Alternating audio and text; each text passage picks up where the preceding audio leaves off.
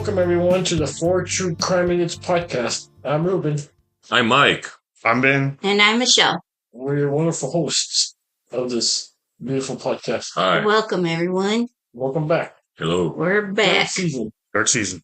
This season might be our biggest one yet. We got a bunch of interesting cases to cover. Really? Yes. Hope you all enjoy the season. Yes. Yes, please enjoy this new season. Today we're covering the Somerton Man. I know little about this case. I know just a little, just like the very, very basics. But the only thing I do know is that it was loosely based off of the Stephen King's book, The Colorado Kid, and that show Haven. Interesting. Yeah. It was pretty, they were both pretty good. That was a pretty good show, and that was a pretty good book. But then I'm a Stephen King fan, so I have yet to have one book that I didn't like. Not one? Not one. I like all of his books. There has to be one. The only one that I was disappointed in was the last Dark Tower book, and that was it. Just disappointed. And those who read it knows what I'm talking about. Yeah? Yeah. But I liked it, though. Like it? Yeah. Never read it. His newer stuff, right now that he has out, I'm trying to catch up on. Yeah. Yeah. But it was a pretty good book, though. It was supposed to be like those old school crime novels, like back in the day. Yeah. It was pretty neat. Cool. Yeah. Are you guys ready for the Idiot Criminal Club? Yes. Yeah. All right. Yeah.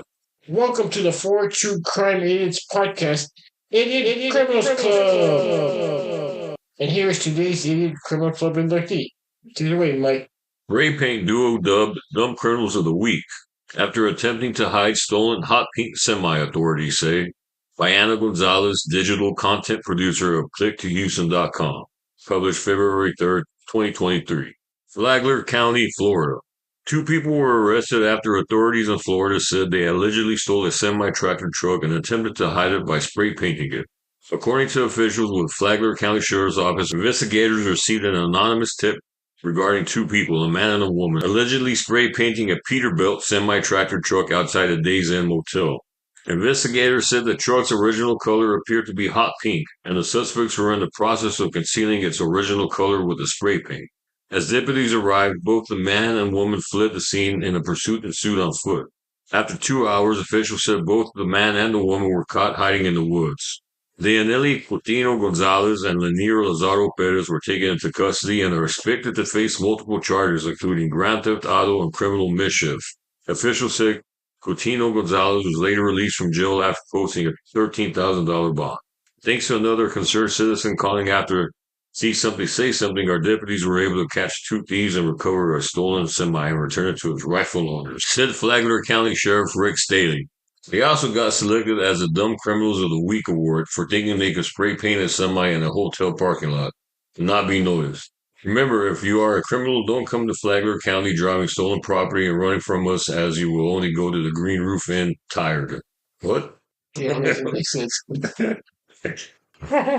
Why are they going to the Green Roof Inn tired? I guess that's maybe the roof is green in jail. Maybe.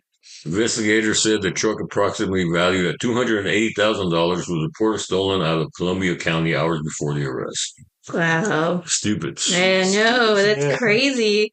Stupid. And they all took off foot. Like, But how does one steal a tractor without it being noticed to begin with? Aren't they usually loud? oh yeah, but maybe they Nowhere at home, right? maybe yeah, that's true. Also, you would think you would try to hide it before you spray paint it out in the public, Yeah, not from a hotel. right? Right, well, and at that, why steal a hot pink one? Like, why not just steal one with the original color? Right. Hello. It's a normal color. They must have been high on drugs or something. Yeah. And weirdos. Telling you. All right, so now we're going to start discussing the Somerton Man. Interesting case. Very interesting. It's in Australia. Aussie. What? Aussie. Isn't that what they say? Shrimp on the barbie, mate. So how's the Australian for beer? Somerton Man was an unidentified man whose body was found on December 1st, 1948, on the beach at Somerton Park, a suburb of Adelaide, South Australia.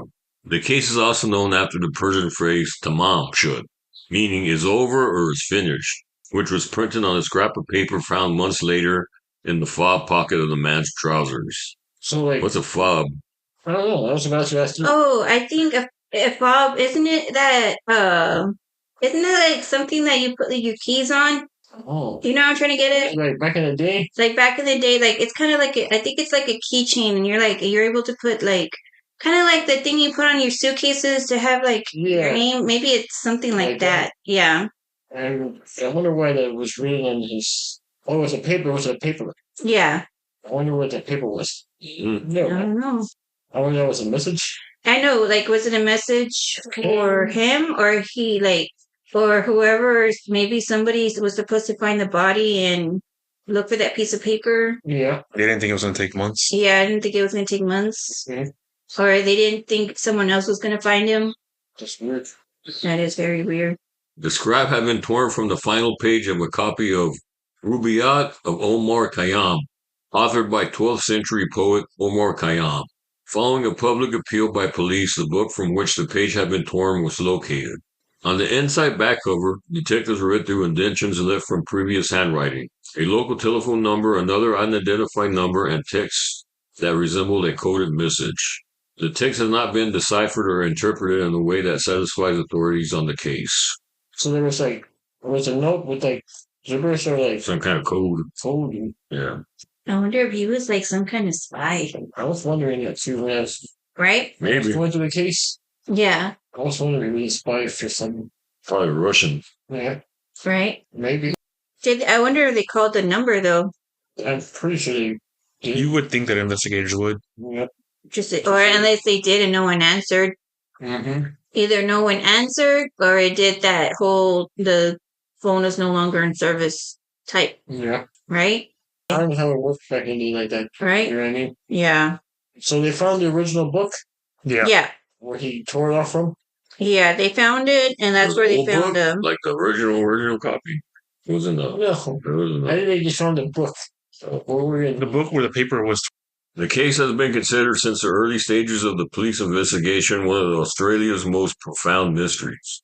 There has been intense speculation ever since regarding the identity of the victim, the cause of his death, and the events leading up to it. Well, I can see that because he was just found there on the by the rock. Yeah.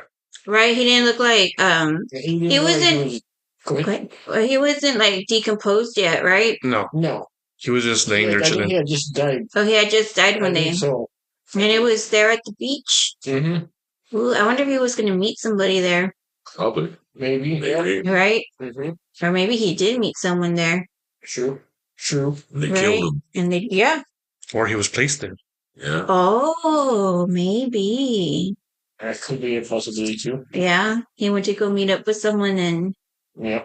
But his demise. yeah, maybe he didn't come through on something he was supposed to.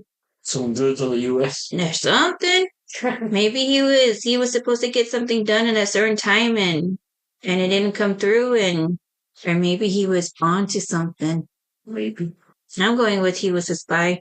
Yeah. Yeah, of some sort. An Probably. assassin. Public interest in the case remains significant for several reasons. The death occurred at a time of heightened international tensions following the beginning of the Cold War. The apparent involvement of a secret code, the possible use of an undetectable poison, and the inability of authorities to identify the dead man.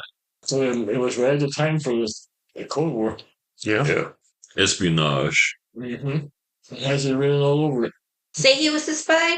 Uh-huh. So maybe it could be whoever he was spying on found out and maybe Maybe. killed him. Or maybe he was not needed anymore. And whoever he was spy for. That could be too. Did it so he won't go and go secret. Mm-hmm. On July 26, 2022, Adelaide University professor Derek Abbott, in association with genealogist Colin M. Fitzpatrick, claimed to have identified the man as Carl Charles Webb, an electrical engineer and instrument maker born in 1905. Based on genetic genealogy from DNA of the man's hair, South Australia Police and Forensic Science South Australia have not verified the result, but South Australia Police said they were cautiously optimistic about it. So they think they got it. But, I think they identified it. Yeah. Wow. What is an instrument maker? I don't know. Good question. A maker of scientific instruments. Ah. Oh, see, I didn't know that. See, I didn't know that was a good either. thing, Or yeah. musical See? instruments. No, probably science. Maybe. Science, yeah. All right, so now we're going to talk about the initial discovery of the body and the investigation. On December 1st, 1948, at 6:30 a.m., the police were contacted after the body of a man was discovered on Somerton Park Beach near Glenelg, about 11 kilometers southwest of Adelaide, South Australia. Which is like 7 miles. The man was found lying in the sand across from the crippled children's home, which was on the corner of the Ispaland and Bickford Terrace. He was lying back with his head resting against the seawall, with his legs extended and his feet crossed. It was believed the man had died while sleeping. An unlit cigarette was on the right collar of his coat. A search of his pockets revealed an unused second-class rail ticket from Adelaide to Henley Beach, a bus ticket from the city that may not have been used, a narrow aluminum comb that had been manufactured in the USA, a half-empty pocket of juicy fruit chewing gum, an Army Club cigarette packet which contained 7 cigarettes of a different brand, Concedas, and a quarter full of Bryant and May matches.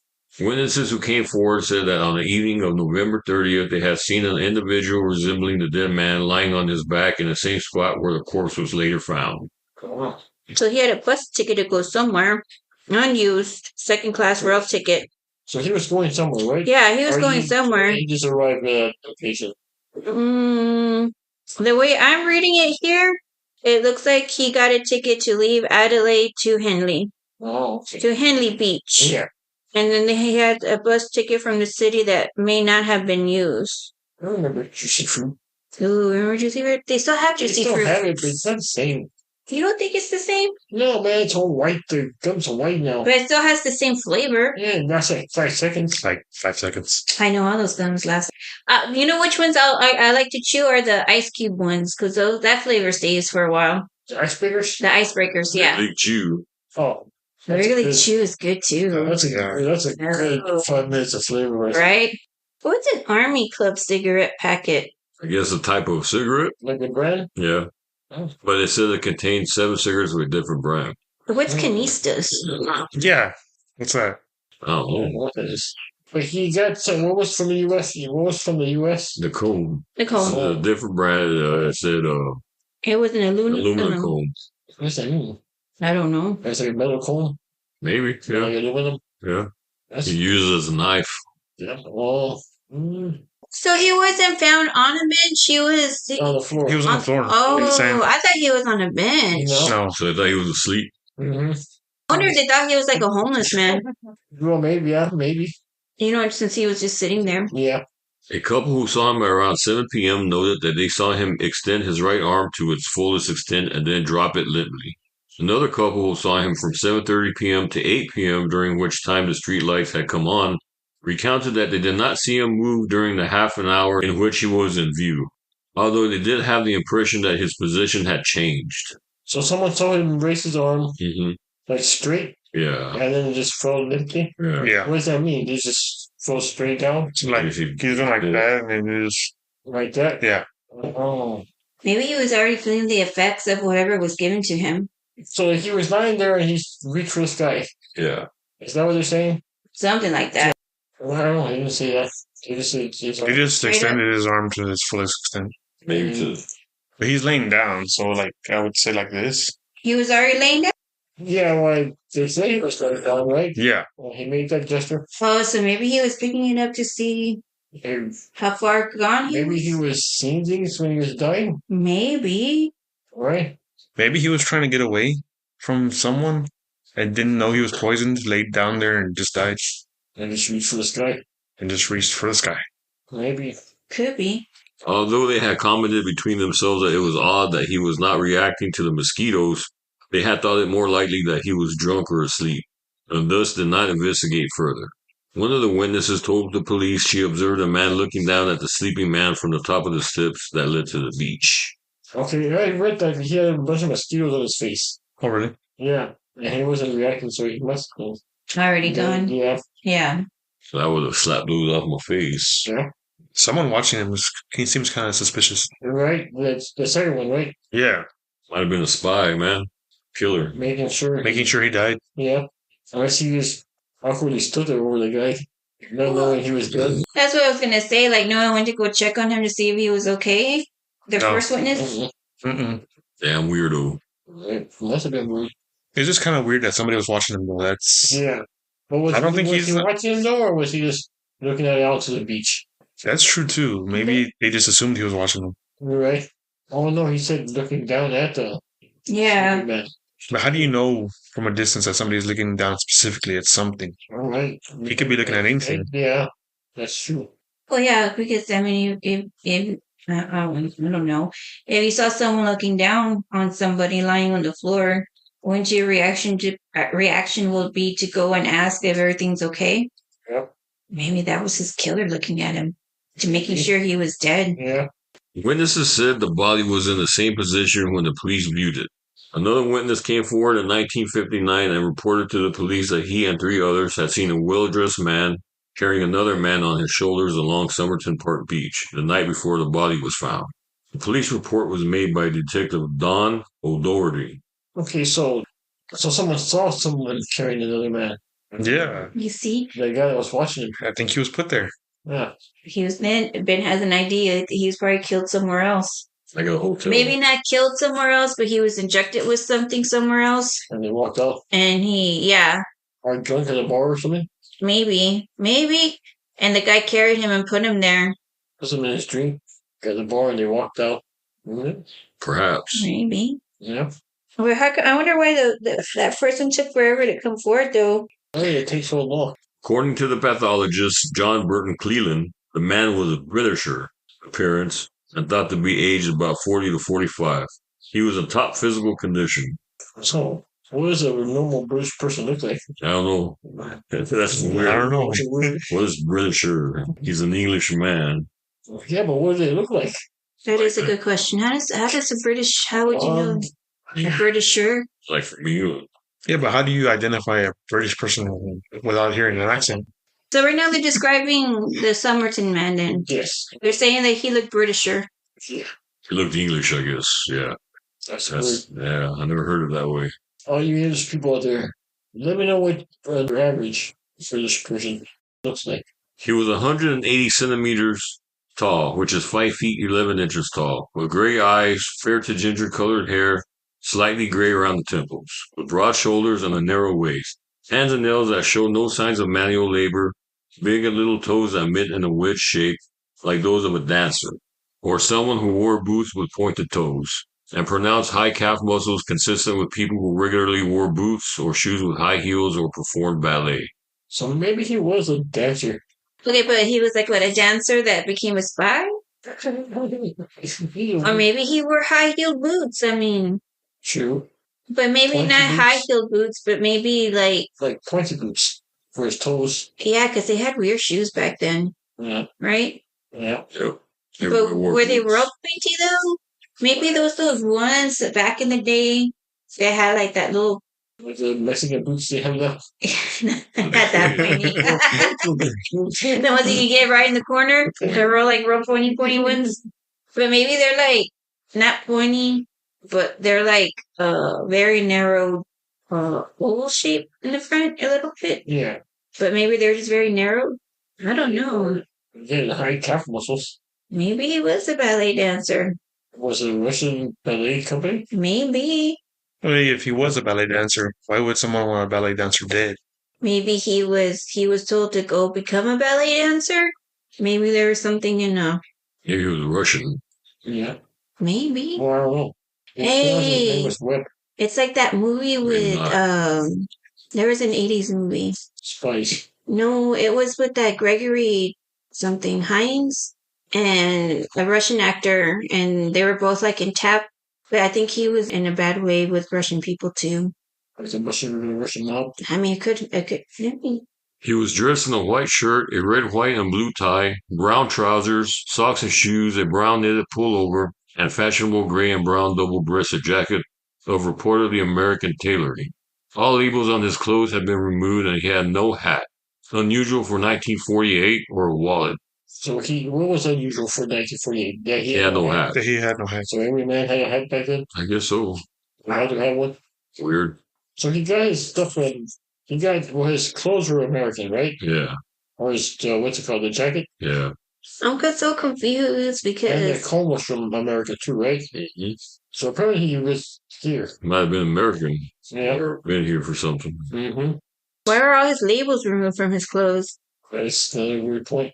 So he could have been a ballet dancer, a British man, American. or an American. Yeah. Well, he wasn't Russian because his last name was Webb. Well, I don't think he was Russian. No, yeah.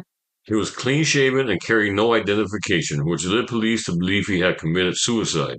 Finally, his dental records were not able to be matched to any known person. Oh, that's how they match people, right? Yep. Yeah. Dental records. Not his dental records, but his DNA. But they didn't use DNA back then. I feel like this by dentals like this. With no identification, I wouldn't think suicide first. I would think like whoever killed him just didn't want him to be identified. Yeah. That's what I would To have make it thought. harder for investigators. Yeah. Yep, that is. So I don't know why. Well, I they mean, think suicide. yeah. Now let's talk about his autopsy. The heart was of normal size and normal in every way. Small vessels not commonly observed in the brain were easily discernible with congestion. There was congestion of the pharynx, and the esophagus was covered with whitening of superficial layers of mucous membrane with a patch of ulceration in the middle of it. The stomach was deeply congested. There was congestion in the second half of the duodenum. Like, what do you mean by congestion? I know, I was going to say, like, was he sick with Is something? it like with phlegm or is it like other congestion stuff? I don't know. I have no idea. I don't know. It's kind of weird. What's duodenum? Duodenum. Duodenum. Any doctors that listen to us, can you let us know what that means? And what was he congested with? Yeah. Well, it says mucus. Mucous membrane. The mucus membrane. I wonder if that. He had an ulceration in the middle of it. Mm-hmm. I wonder if that's caused by poison Maybe. I wonder if he was already getting sick with something. True. or that. There was blood mixed with the food in the stomach. Both kidneys were congested, and the liver contained a great excess of blood in its vessels. How are you getting congested? How Maybe- are the lungs got congested? Well, that's what I'm saying. Like, maybe it was mucus. It was going to with Right. just some kind of mucus, whether it was phlegm or another kind of mucus. Maybe that ulceration he had leaked something, True. Maybe. From the poison. right? Well, From hey, whatever they used. maybe they're slowly feeding him the poison. Maybe. The spleen was strikingly large, about 3 times the normal size. There was destruction of the center of liver anatomy revealed under the microscope, an acute gastritis hemorrhage, extensive congestion of the liver and spleen, and the congestion in the brain. The autopsy also showed that the man's last meal was a pasty eaten about 3 to 4 hours before death, but tests failed to reveal any foreign substance in the body. So the pasty is like a Danish, right? Like a pastry. Yeah. Oh, is that what they mean by pasty? Yeah. Pastry. Yeah. Ah, okay. Maybe they put the poison in the pastry. Cake. Could be. Yeah. Just injected in there. Mm-hmm. Maybe he turned around. He splashed whatever it was in it. But yes, they never said they found any kind of like Like a substance in it. in him, but like also like no markings of a needle No. being inserted in No. part of his body, right? No. So yeah, he had to be either by eating or by drinking. Yep.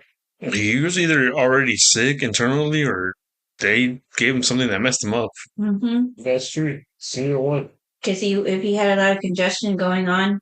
So there was destruction of the liver, right? Yep. Mm-hmm. Which. But they say he was in good shape, right? Mm-hmm. Was he a heavy drinker? So maybe. Could be. Again, if any doctors out there, contact us Yeah, man. in our social media platforms. The pathologist, Dr. Dwyer, concluded, I am quite convinced the death could not have been natural. The poison I suggested was a barbiturate or a soluble hypnotic. Although poisoning remained a prime suspicion, the pasty was not believed to be the source. Okay. So it wasn't the pasty. So maybe he drank something with it. In it. Like coffee. Coffee or the poisoning, the pasty, because they were saying that the pasty was the source of him dying, or it wasn't coming from that. So we were discussing how it could have been maybe in his drink, Yeah. That's true. like in his coffee, because he was found early in the morning. Yeah. Oh, but people were seeing him doing weird things. They think he was dead at 2 a.m. Ah, Right? yeah, So when they saw him, it was like in the middle of the night. Yeah. yeah, like at 8 Oh. in the afternoon, In the evening. He in the evening. Other than that, the coroner was unable to reach a conclusion as to the man's identity, cause of death, or whether the man seen alive at the Somerton beach on the evening of November 30th was the same man, as nobody had seen his face at that time. The body was then embalmed on December 10th, 1948, after the police were unable to get a positive identification. The police said this was the first time they knew that such action was needed. What action was? They couldn't identify him. Oh. No one knew who he was, How who he was, how he died. Freaky. So they couldn't even say the cause of death? No. Wow. Even with all of that stuff that they found in his system, they couldn't determine if. Which one of it was? Yeah. They believed it was poison, but he couldn't prove it. Yeah. And they can't even, and they didn't even want, they couldn't even tell if it was the same guy or not. Right. That's just a weird thing. Yeah. Okay, now we're going to get into the discovery of the suitcase. On January 14th, 1949, staff at the Adelaide railway station discovered a brown suitcase with its label removed, which had been checked into the station cloakroom after 11 a.m. on November 30th, 1948. It was believed that the suitcase was owned by the man found on the beach. Man, so they were removing all kind of labels from him. Yeah. I wonder how they figured it was him. Or his suitcase. Maybe it had to do with the labels removed. Yeah. Well, Maybe. That's the only thing I can think of. They Maybe they have in They common. didn't want it to be discovered. Yeah. But who checked it in though? Or they could have checked. Probably the Russians. Damn Russians. So they killed him, but then they made it seem like they wanted to make it seem like it wasn't him, and that he went on his That's just the the trip. weird way of doing it. If they murdered him. Inside the case was the following: a red checked dressing gown, a size 7 red felt pair of slippers, 4 pairs of underpants, pajamas, shaving items, a light brown pair of trousers with sand in the cuffs, an electrician screwdriver, a table knife cut down into a short, sharp instrument, a pair of scissors with sharpened points, a small square of zinc thought to have been used as a protective sheath for the knife, and scissors, and the stenciling brush, as used by third officers on merchant ships for stenciling cargo. Also in the suitcase was a thread card of Barber brand orange wax thread of an unusual type, not available in Australia. It was the same as that used to repair the lining in the pocket of the trousers the dead man was wearing. So it's just thread. Yeah, Wax thread, whatever that means. Oh. maybe use it for choking out people. True. Well, Spy, man. maybe. He had a knife. What So did he he had a use? red. What was he doing with the dressing gown? I don't know. I don't know, man. It's a Maybe lot of that's weird what random items. maybe that's what he used to go to sleep in. Like back in the old days, remember the men would wear those sleeping gowns to go sleep? You know, Scrooge wore one on the Okay. Christmas Carol. Yeah, but that was like in the Those 1800s. fancy pajamas. Yeah, but still, back in the day, I think it was still. But the trousers had some Yes. sand in it. Yeah, so he was at the beach again. He was at the beach. Why wouldn't he? Oh, the one then, yeah, that means that maybe he was hanging out at the beach before he left. Or he might have been on that. Maybe he was on that merchant ship. Like a merchant marine. Oh, yeah, I see what Maybe. you mean. Maybe Maybe it took off. He was coming to Adelaide.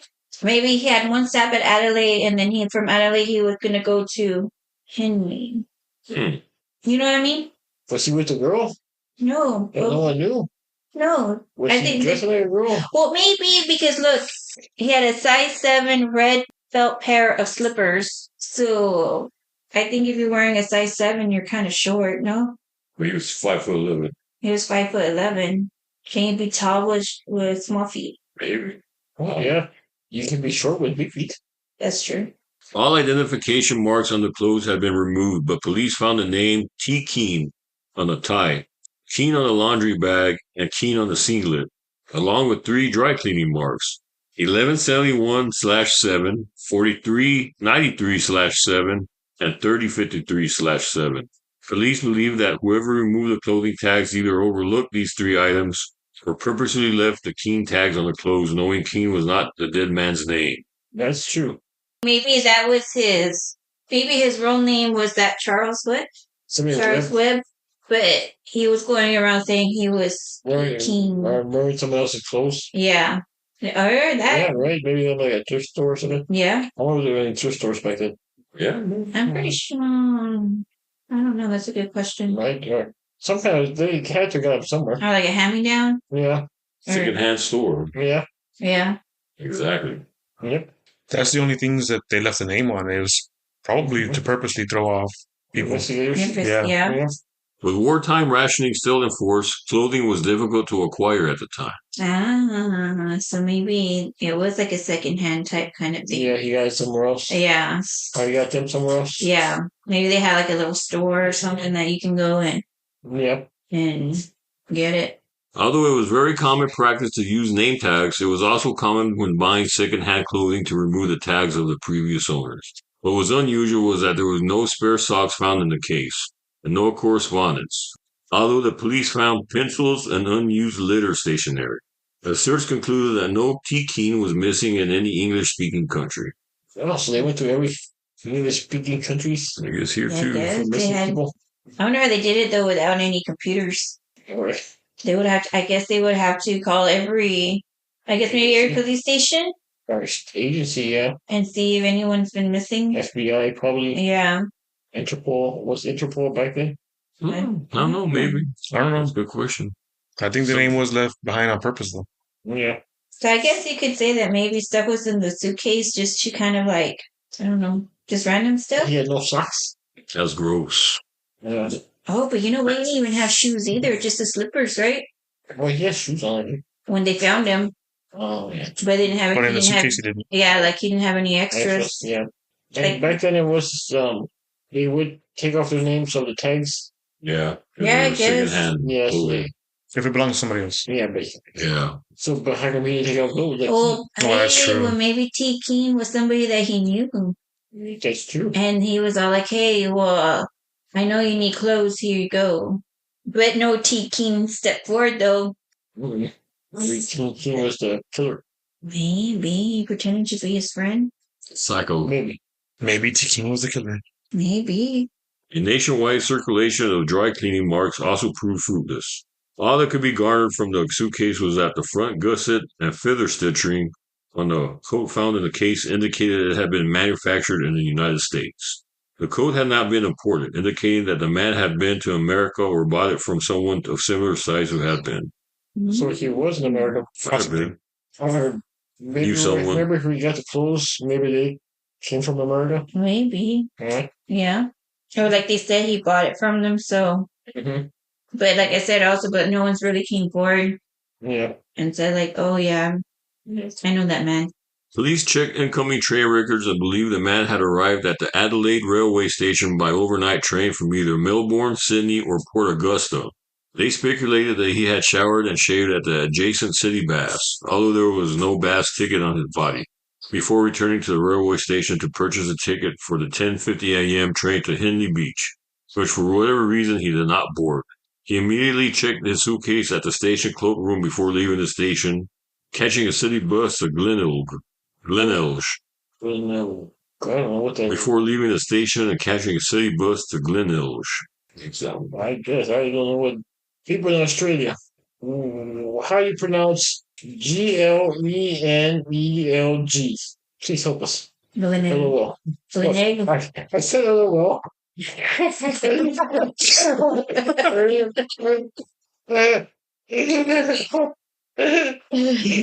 But why would he leave his suitcase behind?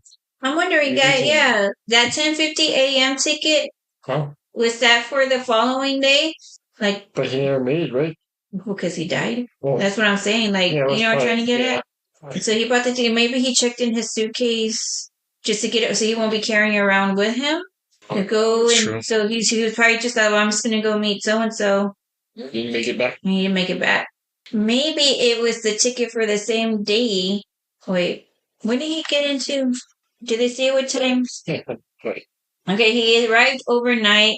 Ah, see, maybe he bought his ticket for the next day and he went to go visit whoever and he just checked in his suitcase thinking like, so Yeah, it's just out of the way already and true. go meet up with whoever he was going to go meet up with. That makes sense. Just leave your suitcase there so you don't gotta carry it around. Yeah. Although named City Baths, the center was not a public bathing facility, but rather a public swimming pool. The railway station bathing facilities were adjacent to the station cloak which itself was adjacent to the station's southern exit onto the North Terrace. So it was just a public swimming pool. Yeah. And like lockers there, yes. I guess they had because if you go to a public pool thingy, they have restrooms there to where, because usually you have to shower because of the chlorine. The chlorine. Yeah, and all that. So he probably took advantage of it, and that's what he probably said that he didn't have a ticket because you usually have to pay to get in there, like $1. Well, here. I wonder if he had like a hotel room or something. Oh no, because he had arrived that time, right? Yeah, he had arrived, and then he had bought a ticket and checked in his suitcase, but his suitcase didn't get checked in until after 11 a.m., right? Where did they find a suitcase? Or maybe they held his suitcase and just checked it in. True. They just they just probably didn't check to see if he was... Yeah. Because it was already there. Mm-hmm. Maybe. City baths on King William Street were accessed from the station's northern exit via a laneway. There is no record of the station's bathroom facilities being unavailable on the day he arrived. But he arrived in the middle of the night? I don't know. I know he died in the middle of the night. Let me look. Hold on. Oh, he arrived overnight by an overnight train. So maybe he got there early in the morning. Like before? Yeah, like maybe he got there like early in the morning. Like I want to say maybe like between 6, 7 or something. Yeah. Checked in because he knew it was going to be a long visit. Bought his ticket for $10.50 to Henley. Went to the because they open early. Well, I don't know how it was back in the day, but the public pools here open early so the senior citizens can do their exercise. Yeah. So maybe they open early. That's true. Mm-hmm. And he just went in there real quick to shower, unless he snuck in there while they were closed. Yeah. Took a shower and all that, and then went to go meet whoever. And like you said, maybe he drank coffee and a pastry, and that's what did it. Poison. Mm-hmm. Yeah. Poison. Yeah. Yeah. Well, that's it for part 1 of our Somerton Man series. Hope you all enjoyed this episode of the 4 True Crime Idiots podcast. Please rate us on Apple Podcasts and on Spotify or wherever you listen to our podcast. And please follow us, the 4 True Crime Idiots podcast, on all of our social media platforms. All of the links will be in the description. Until the next episode, stay vigilant. Stay safe. Beware of your surroundings. Bye. Bye. Bye. bye.